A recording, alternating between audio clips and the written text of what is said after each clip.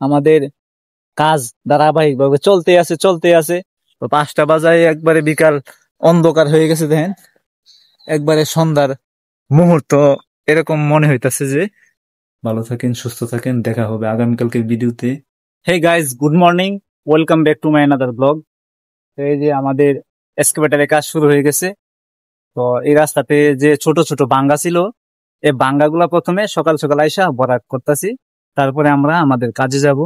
কিন্তু এখানে আসার সময় দেখলাম যে ছোটখাটো ইটের রাস্তা এক কোনা দিয়ে আরেক কোনা দিয়ে কিছু বৃষ্টির কারণে ভাঙ্গা গাতায় চলে গেছে, মানে খাদে চলে গেছে।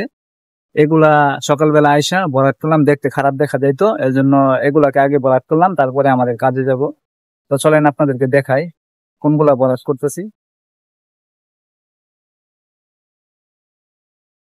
এই যে এখানে একটা ছোট্ট একটা ভাঙ্গা ছিল, যার কারণে রাস্তাটা খারাপ দেখা যাইতো। তো এই জায়গাটা ভরাট করলাম।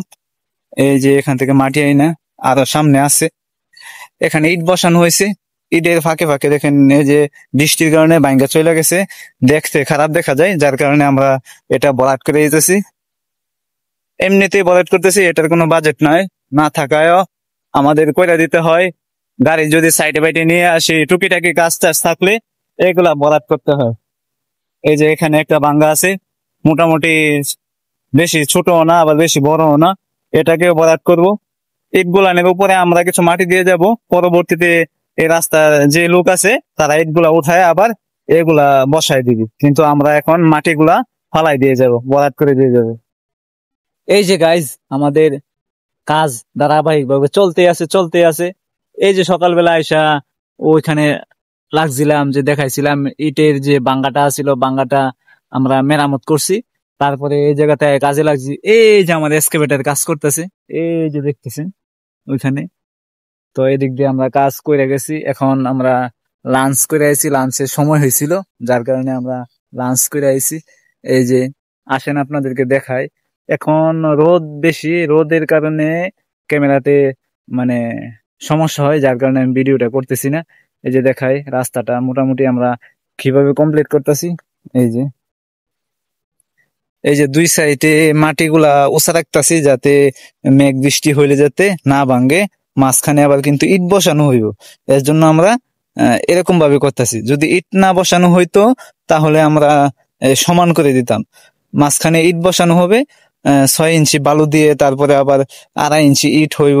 তো মোটামুটি রাস্তার এই লেভেলের কাছাকাছি চলে আসবো, এর জন্য আমরা এরকম ভাবে রাখতেছি। রাস্তাটা কিরকম হইতেছে রাস্তাটা আমাদেরকে কমেন্ট করে জানান।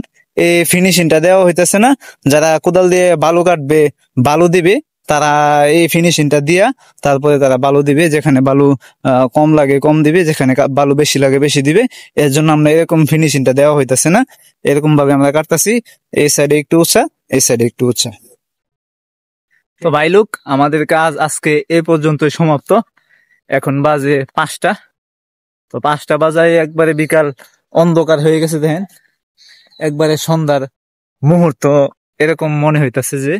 এখন কিন্তু বাজে 5টা, একটা সময় থাকে 5টার সময় মাত্র আসরে আজান দেয়, আসরে নামাজ পড়ি, তারপরে আর 2 ঘন্টা সময় থাকে, 2.5 ঘন্টা, তারপরে মাগরিবের সময় হয়। এখন বুঝে যেতেছে মাগরিবের আজান দিয়ে দিবে, কিন্তু না, আর সময় আছে। তা আমাদের কাজ আজকে এ পর্যন্ত সমাপ্ত থাকবে। অনেকটু কাজ করলাম।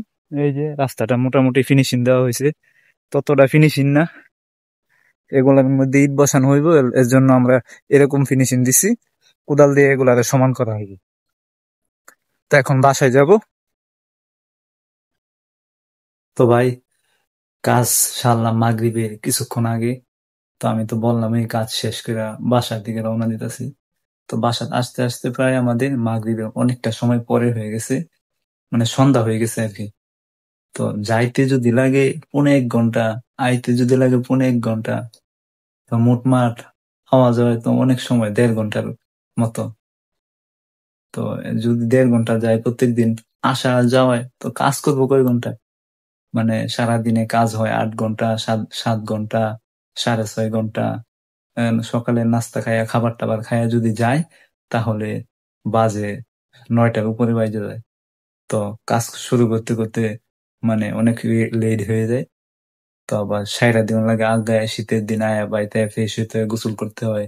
আমি প্রায় সময় সকালবেলা গোসল করে যাই, যার কারণে আমার আর গোসল করা লাগে না। তো আমার আঙ্কেল তো আয়া গোসল করতে হয়, এর জন্য কাজটা আগায় সাইরা দিতে হয়।